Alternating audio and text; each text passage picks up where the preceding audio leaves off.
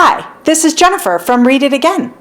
Come join me while I read Part 4, the conclusion of The Sunset Gates, from the Unicorn Secret series by Kathleen Duey.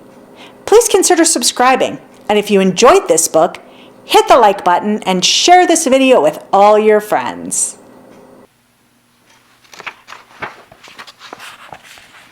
Chapter 7. What will you do? Hart asked, walking back. The moon was rising, steady and bright. Tibbs squared his shoulders. I'll find his forge. I'll convince him to teach me somehow. Hart took a deep breath. You will leave the gypsies? Tibbs nodded. I have to. Benny will understand. Hart knew he was right, and she knew that she ought to go with him. The symbol of the royal house of Avamere had been embroidered into her baby blanket.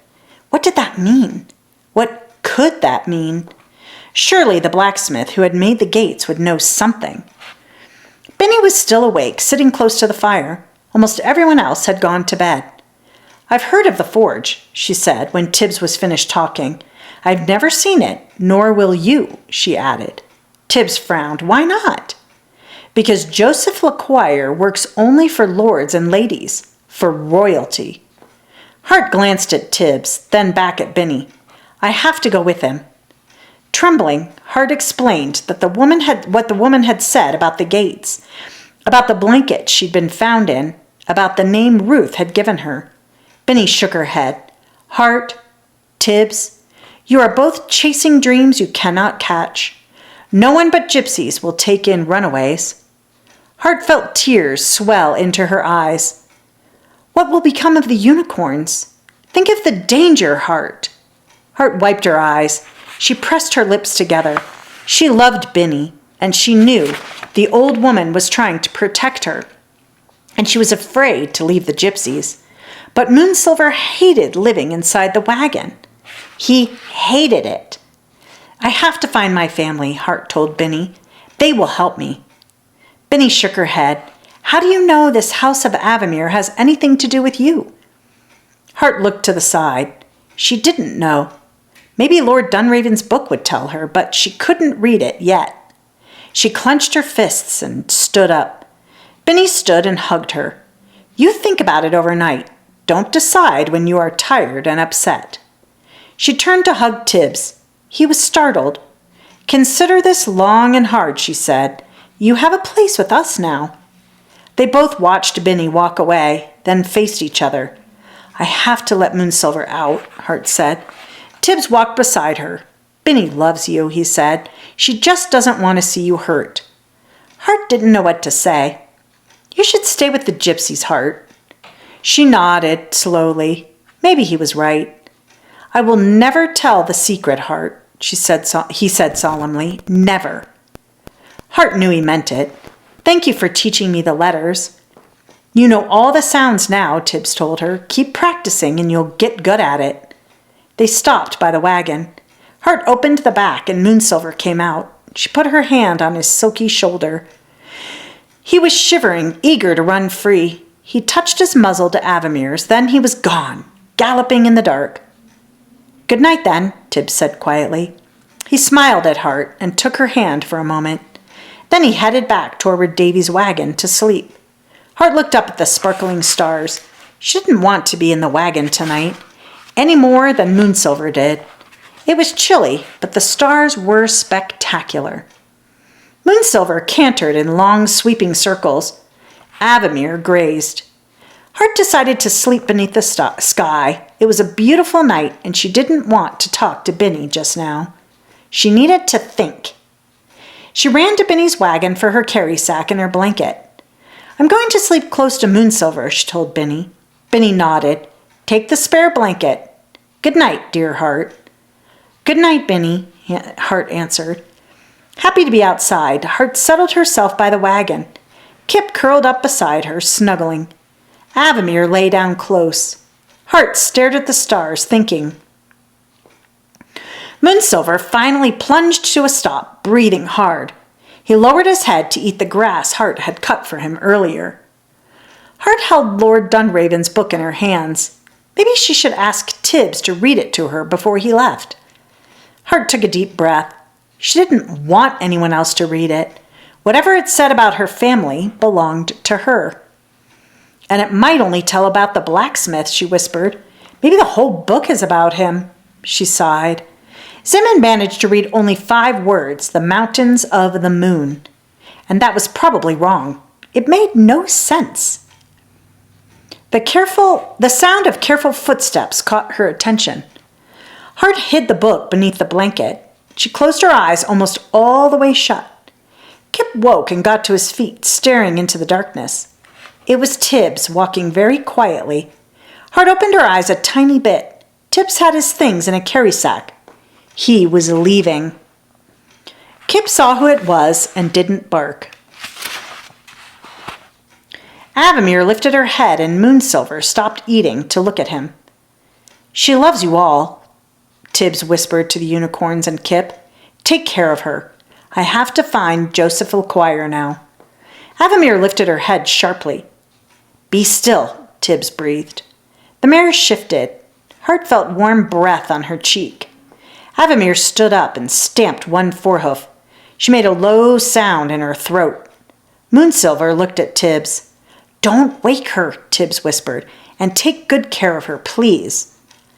Avamere nudged Hart so hard that she sat up, startled and angry. Tibbs started to apologize. Avamere pushed at Hart again. Hart scrambled to her feet, gathering up the blanket so that it hid the book she was holding. I'm sorry, Tibbs said again. I didn't mean to. Are you leaving tonight? Hart asked. She took a step toward him. Tibbs nodded. I have to, Hart. Avamere came up behind Hart and pushed her from behind. Hart stumbled forward, barely hanging on to the book and the blanket. Avamere pushed her again. Hart faced the mare. Do you want to go with him? Avamere stamped a hoof. She reached out to touch Tibbs' face. Then she pushed at Hart once more, gently this time. All right, Hart said aloud. Benny will understand. Avamere raised her head and Moonsilver pranced in a circle. Kip sat while Hart packed her things. She turned her back to wrap the book in a skirt. She folded Benny's blanket carefully and laid it on the driver's bench. Kip whined softly, but he stayed at Hart's heels as they walked away from the wagons. Chapter 8. The road up the mountain was narrow and very steep. The unicorns walked behind Hart and Tibbs. Kip stayed beside Hart, whimpering a little, but not falling behind. It got colder and colder as they walked. Then it got warmer. This is strange, Hart said, pulling off her shawl. It's usually colder up high. Tibbs nodded, looking puzzled. Hart stopped to look up the steep trail and blinked. She caught Tibbs's sleeve. Look! Tibbs stopped to stare. What is that? He whispered. Hart could only shake her head. There was a weird yellow-orange light coming over the top of the ridge. It looked like the sun was rising, but the sky was still too dark for it to be dawn. Impatient, Avamere stepped around them. Moonsilver followed. Hart glanced at Tibbs. He hitched his carry sack higher on his shoulder. Oh, Tibbs, look! Hart breathed as they topped the ridge. There was a crack in the earth. It was deep and narrow, and at the bottom of it ran a river of fiery liquid. Avamere broke into a canter. She leaped the fissure. Moonsilver jumped right behind her. They galloped along the far side, their hooves barely touching the stone. The orange-red glow gilded their coats. Is that a house? Tibbs pointed. Hart squinted in the strange light from the river of fire. There was a round door like the ones in the village, set into solid rock. Avamere and Moonsilver were cantering straight toward it. Hart spotted a bridge across the glowing crack in the earth. Tibbs had already seen it, she realized. He was heading toward it. She ran a few paces to catch up. Kip didn't want to cross. Hart finally tied her carry sack over her shoulder and picked him up. On the far side, he scrambled free and ran ahead. Has Avamere been here before? Tibbs asked Hart as they ran to catch up. I don't know, Hart told him. Avamere climbed the rocky path that led to the door. She struck it lightly with one forehoof. Don't! Hart pleaded, running to catch up. Let us talk to the blacksmith while you hide. Avamere struck the door a second time. At least tell Moonsilver to hide, Hart pleaded with the mare. She saw Tibbs looking at her and realized how silly she must sound arguing with an animal. She can understand you, he said. It wasn't a question. Hart nodded. I think she must. Usually she does what I ask, but... The sound of the door opening stopped her words. Hart stared. A tall man with fierce eyes was looking down at them. Who dares to beat on my door? He demanded. Then he saw Moonsilver and Avamere and fell silent. I have come to beg you to teach me the craft of my heart, Tibbs said. And I have come to ask if you know anything about my family, Hart managed to add. The man rubbed his eyes and shook his head. Then he laughed. Well, come in then, all of you. Hart followed the others up the steep path, glancing back at the river of fire. It seemed to end at the base of the hill. As she passed through the round door, she saw that it didn't. It ran through the lowest room of Joseph LaQuire's house. Sit down and rest yourselves, the smith said, leading them upstairs. The unicorns went first, graceful on the stairs. Kip followed. Hart and Tibbs sank into chairs. Hart had never touched anything so soft. Kip sat at her feet, panting. He was trembling, and she patted his head. Avamere and Moonsilver stood quietly beside them. Hart was amazed at the room. It was huge. The ceiling was so far overhead it felt like a starless sky. There were paintings on the walls and thick carpets on the floor. It was as fine as Dunraven's castle had been. The soft, fiery light filled the room. The smith kept staring at the unicorns. They are real, then, he finally murmured. He looked at Hart and Tibbs. My family has long worked this forge. Its heat makes our work impossible to match. Avamere shook her mane. The smith smiled. There's a family story. It claims a unicorn touched the ground with its horn to open the forge fire. I never thought it was true. Avamere tossed her head. The smith laughed. The story says we owe them a favor, should they ever ask. He smiled. I suspect I am being asked this night. Do you know anything about the house of Avamere? Hart asked. He shook his head. I do not. Hart felt her eyes sting. The smith rose to his feet. But perhaps I can help you some other way. He faced Avamere. Milady, my skills are yours. He looked at Hart and Tibbs. Hart leaned close to Avamere.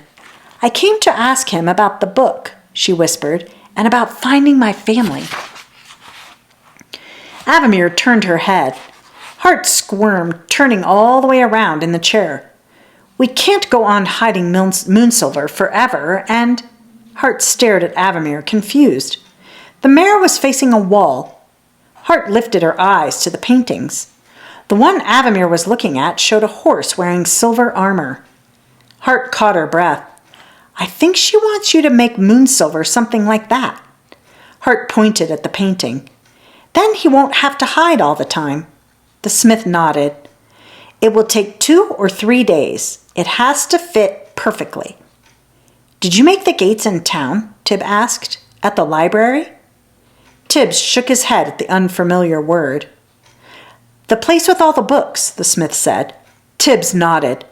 No, the smith said, my great-grandfather did, and he used a design from his great-grandfather. We all bear the same name. It gets passed down. His face sank into sadness. I have no son. Others have passed the name to an apprentice, but I am forbidden to have one until I am old. Tibbs made a sound of despair. The smith scowled angrily. Lord Ermadeath was afraid an apprentice might take the family secrets to another lord's lands. Now he is gone. His son may be wiser. I was born to work metal, Tibbs said softly. It is in my heart and blood. I dream about it. The smith smiled broadly. You sound like a true smith. Shall we see? You'll let me work with you? Tibbs asked eagerly. "Milady Unicorn wants armor for her son," the smith said. "I can use your help. But I've just made armor for the new Lord Ermidaeth. His Highness the Unicorn shall have even finer." Moonsilver stood straight and tall, arching his neck. Tibbs joined the smith in laughing. Together they went down the stairs. Hart watched them go, feeling the weariness of the long walk creeping over her. Then she realized something and jumped up. "Will the unicorns be safe here?" she called down the stairs. The smith looked up. "Yes, no one comes into the forge without my permission." "Then I will be back tomorrow night," Hart said. "I'll go ask the gypsies to wait." The smith raised a hand in farewell. He picked up a hammer and turned to a pile shining silver metal. Tibbs looked at Hart. "Alone?" Hart smiled. "Kip will come." Tibbs hesitated, giving her time to change her mind. When she didn't, he smiled. "We will make a beautiful disguise for Moonsilver." Hart called to Kip. Together they went out the door and into the gray light of dawn. Hart's spirits were so high she nearly ran down the path as the sun rose. Even though the smith knew nothing about her family, everything would soon be better. Moonsilver would be able to graze and gallop freely. He could travel with the gypsies without bringing them or himself danger. Hart hummed a flute tune. Kip chased rabbits and then came racing back. Coming around the last curve in the path, Hart was smiling. Benny would be so glad to see her. Davy would be too, and Zim. And Hart heard shouting and stumbled to a halt. The voices were loud, angry. Kip stayed close as she crept forward. She hid, peeking out to sea.